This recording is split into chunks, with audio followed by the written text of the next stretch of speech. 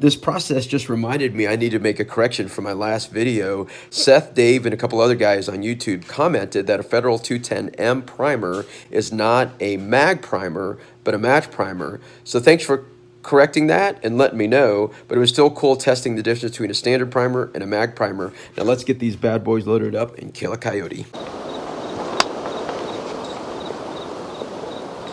I purchased 600 rounds of this Hornady 100 grain AMax bullet from my local gun shop, and that's not the price I bought because I bought it for the entire lot. When Hornady discontinued this bullet due to the tip melting at certain velocities, and now we have the ELDM or the ELDX. It's taken me 3 years to develop a load. The problem was I was using a 2010 reloading manual, and my first reload was actually pretty stellar at .315 group and a velocity of 2930, which is really slow for a 100 grain bullet in the 6.5 Creedmoor. But the problem was I was loading it super long at 2.750 according to what the reloading guide says, and it was falling basically out of the neck when I was chambering the second round for a gas gun. And so I went ahead and dropped it at 2.715, and the group became absolutely ridiculous at about 1.25 MOA.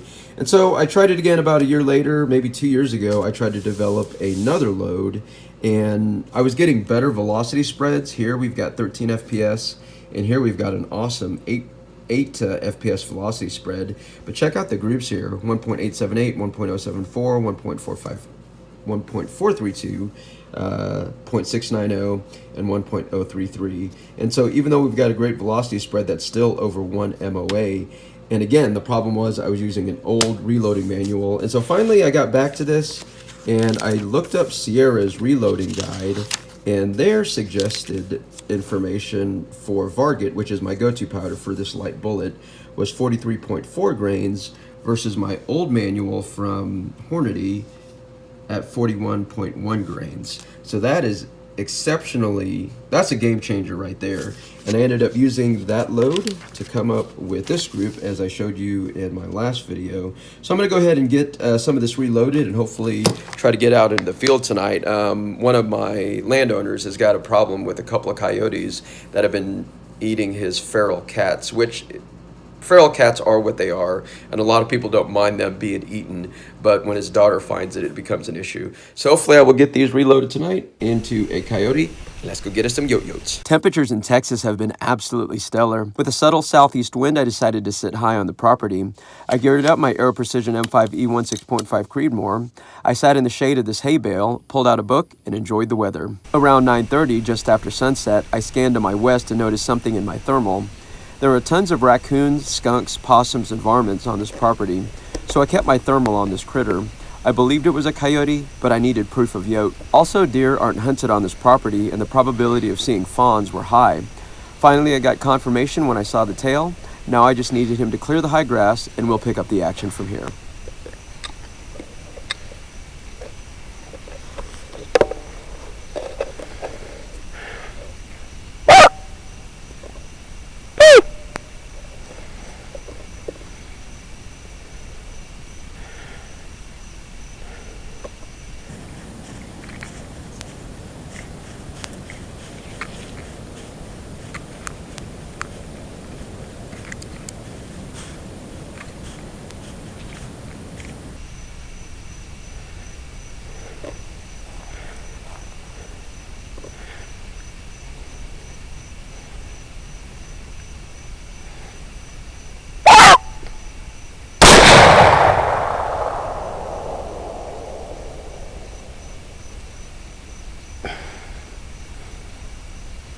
Well, that was an easy tracking job.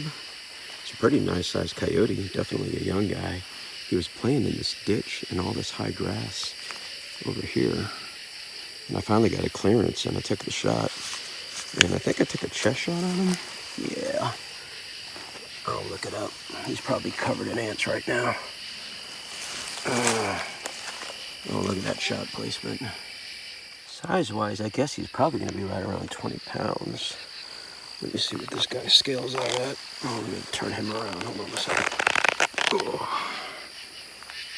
Come on, show. A little bit bigger. Right at 20, 27 and a half. Look at that shot placement there. That is a heart shot. It is now about 1:20.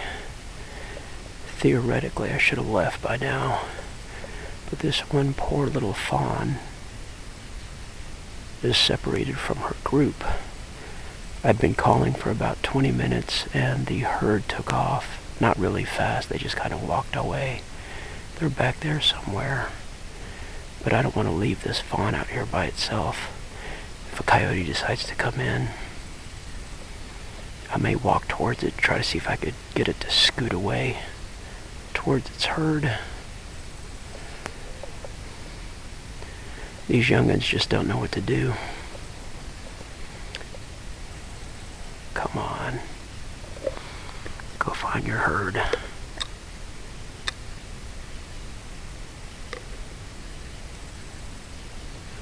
Little baby. And it's just gonna go back to bed. I can't babysit you all night long.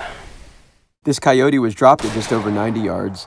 At this distance, the Hornady 100 AMax bullet struck the coyote at 2,834 feet per second, delivering 1,783 foot-pounds of energy, leaving a very pelt-friendly exit wound. One feral cat killer down.